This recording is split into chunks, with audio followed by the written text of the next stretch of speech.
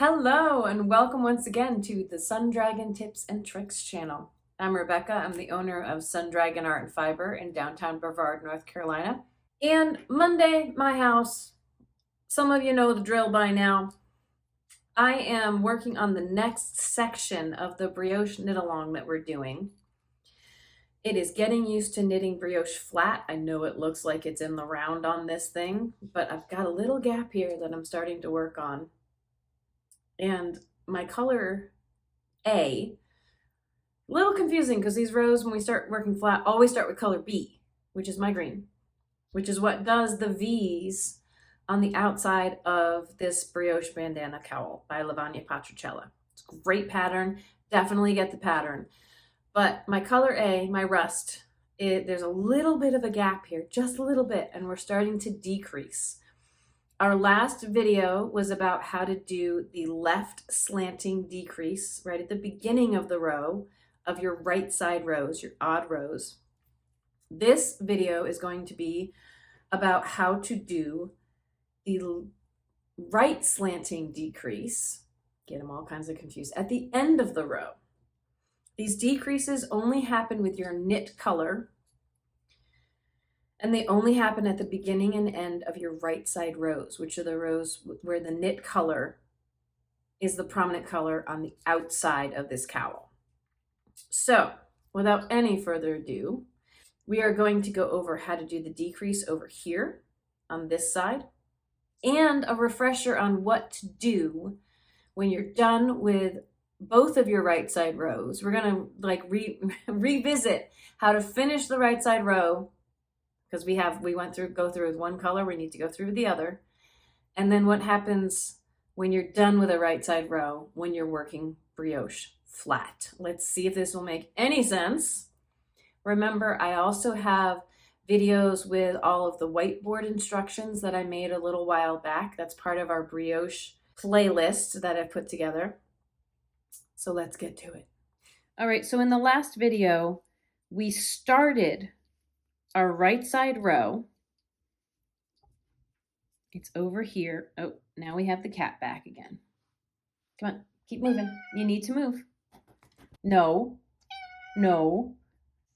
So in our last video, we started a right side row with our knit color, which is the green for me.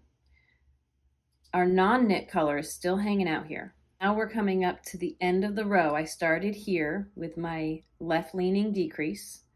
So these two columns got combined into one with the rightmost one on top. So it looks like it's leaning left.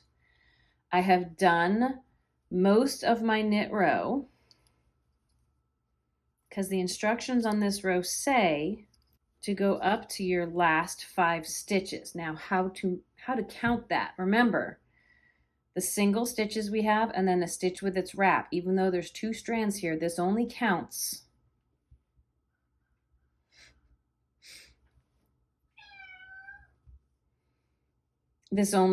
as one stitch right here, the stitch in its wrap. So 1, 2, 3, 4, 5. I have one more repeat of this to go of yarn over, slip, and knit. Now I'm at my last 5 stitches as the instructions say. And they have the S1YO, which I always interpret on the knit side as yarn over first and slip because they have to nestle. And now it says to BR, capital R, SL. That is taking these 3 stitches and doing a right leaning decrease, which means this guy has to end up on top. So here's how this works. We're going to slip this first one knitwise, which means go into the stitch and its wrap to slip. We're slipping that over. Try to ignore this guy in its wrap. I know it's like, wait, something feels wrong. Try to ignore him. We slip the stitch in its wrap. I'm going to knit the next stitch. I know that feels wrong because we are knitting a single stitch of the other color, but it's a decrease. All of the rules kind of fall by the wayside. I knit that next stitch. I'm going to pull my slip stitch. So I'm going to stick my needle in the stitch and its wrap that I just slipped. I'm putting my left needle in and I'm pulling it over, but I'm not done. I'm going to slip this stitch now, which is a single green. I'm going to slip it without twisting it. So just sticking my needle in straight, either in the front or the back, whichever is more comfortable for you, but make sure you're not twisting it. Slip it over to your left needle. Now I'm going to stick my right needle underneath this stitch in its wrap, because remember, they function as a unit, and I'm going to pull them over this single stitch that I just knit.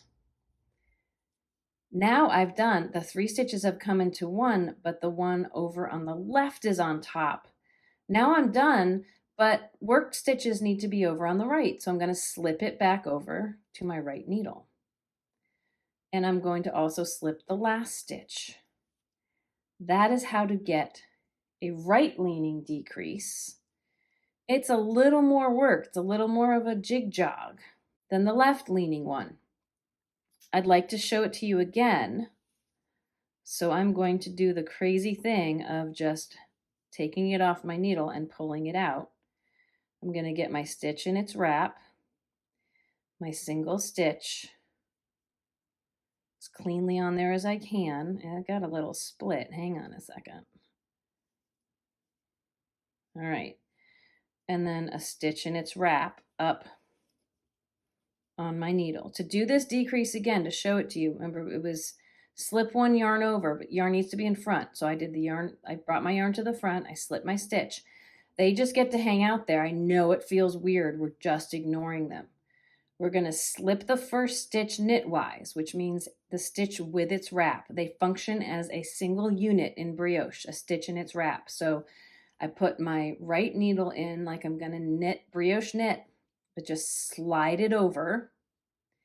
I'm going to knit the next stitch. I know it's a purl stitch and this doesn't feel right, but this is what the instructions want you to do. Go ahead and knit that guy.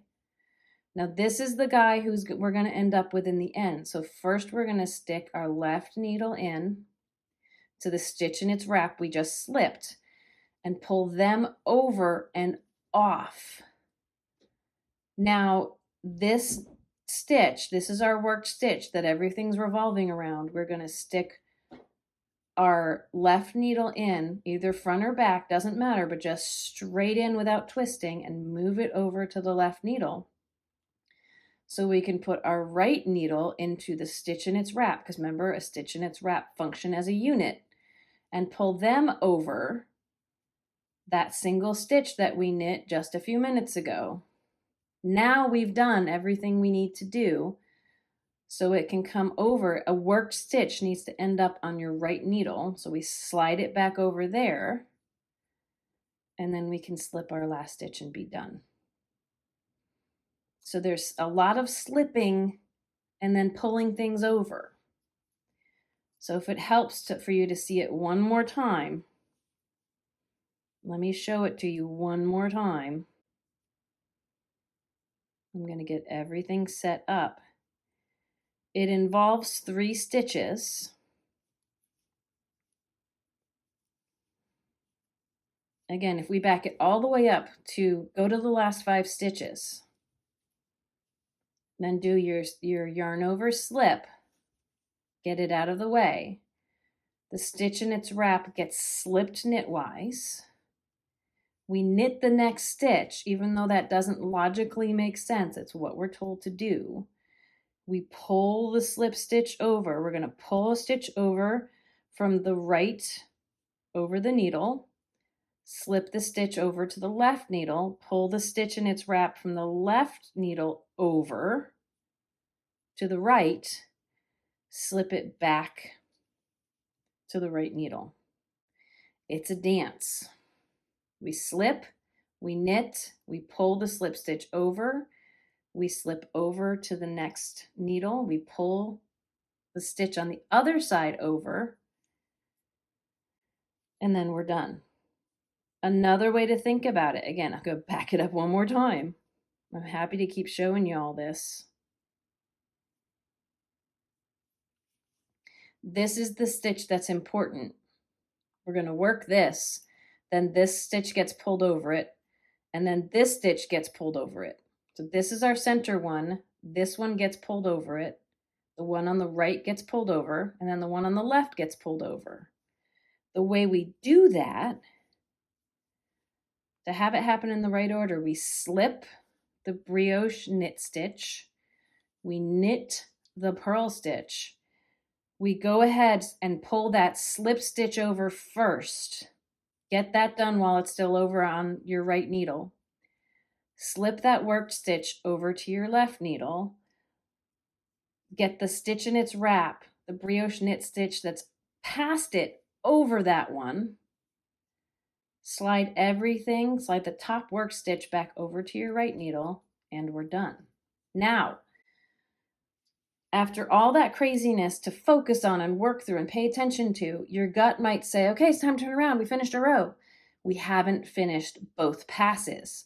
Check to see, are the yarns, if we put this up on our needles, are the yarns on the same needle end? I've got one over here, and I've got one over here. They are not together. That means we need to work this row again with the other color. Don't lose track of that. You've only finished the first half of row 19 for the bulky. It's a different number for other thicknesses of yarn. You've only finished your knit color on this row. We need to go through and do the purl color. Now, a heads up on this. Your color A is going to knit the first and last stitch of every row, no matter what it's doing on the rest of the row. But the rest of the row, when it's working brioche stitches, it's not knitting because the color we can see that does the knit stitches, the really prominent V's, are in the green. So we're going to knit this first stitch. Whoop, if I can have it not fall off, we're going to knit this first stitch. And I know it feels like we're still joined in a circle, but we're not. There's a big gap here. Now we have to set up for brioche. The next stitch is going to get slipped, but remember, yarn needs to be in front whenever you slip a stitch. And then we need to purl. So the beginning of this row is going to feel a little weird. Bring the yarn forward to purl. Brioche purl, slip, wrap. Brioche purl. Now this should feel like everything we did in the round. Slip, wrap. Brioche purl, slip, wrap. I'm going to finish this row and meet you on the other side because we're going to review here what to do next when we're knitting brioche flat. So go ahead and keep your mantra going. Brioche purl, slip, wrap. Brioche purl. Remember, on each side, you only have one task. Slip, wrap. This is purling on this side. Brioche purl, slip, wrap. Notice that I didn't do any decreases. The decrease was done by our knit color. Our brioche purl color on this side is just locking it in place.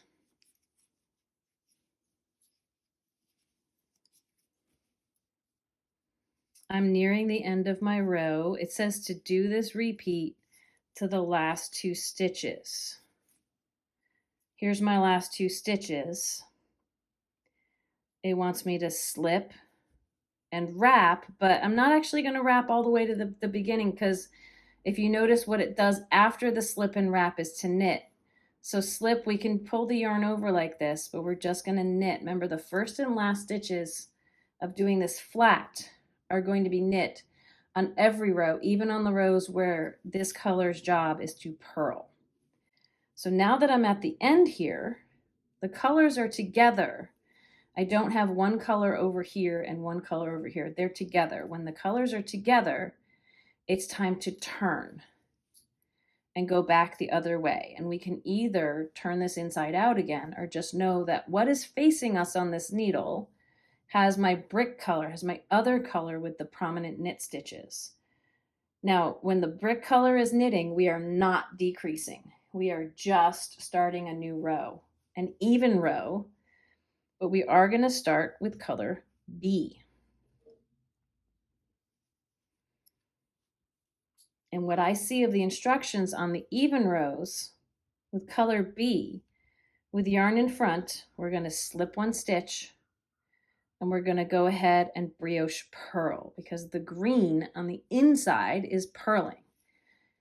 Each yarn color only has one task, but it changes which side of the row we're on. So we're going to slip, wrap, brioche purl. And guess what?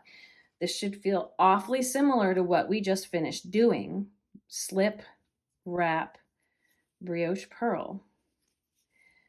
We just ended with a brioche purl on the other side with the other color. So when you're brioching flat, we should still be keeping these lines going.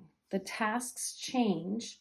I think it's easier to see if I flip this inside out. The tasks change depending on what the prominent color is facing you. This, I have the brick V's facing me, so my green is purling. My green is doing the purl job on this row, and if I follow the instructions, it matches up. Now when I finish with this row, I'm just going to get through it fairly quickly. I don't expect y'all at home to be working this fast on it. Take your time, say your mantras. Remember, when you're done with the row, follow the instructions for what it tells you to do. When you're done with the row, it says to do this to the last 2 stitches. So I've done my slip and my wrap, and the last 2 stitches it says to brioche purl, slip with yarn in front.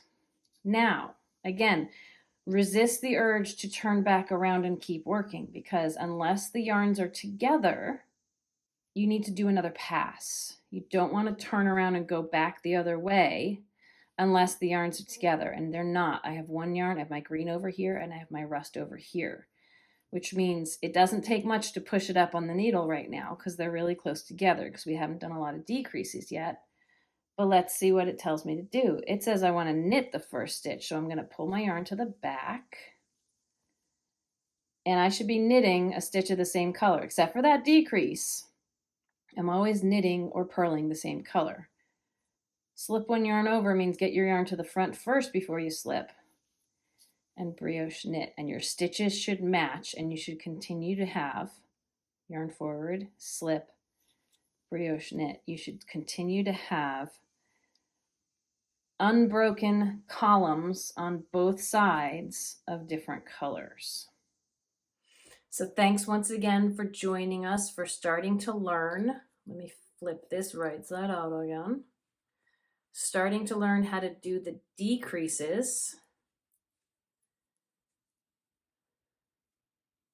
on this brioche bandana cowl. We've got one that leans in one direction and one that leans in the other. It should make a really nice edging along your cowl. Yes? Cat wants my attention, so I'm probably gonna go. I've mentioned before, I have a lot of videos already on brioche in general, brioche in the round, brioche flat. These are the first videos because it's part of the pattern where I've done a brioche decrease. I may end up doing one with whiteboards about these decreases, but let's see how these go at first with just demonstrating. Please feel free to give this a like, give us a comment, let me know ways that I can be doing more for y'all as I can. I know, there's my kitty. Yes, thank you so much for watching. Please consider subscribing. Become a member if you'd like to support the channel with a monthly donation, or you can go to patreon.com/sundragon and you can support us over there as well. Everything y'all do, from watching to subscribing to membership and beyond, all of it is wonderful support for us. So thank you so much. And we'll see you next time. May your crafting be filled with joy and confidence. Bye-bye now. Current situation.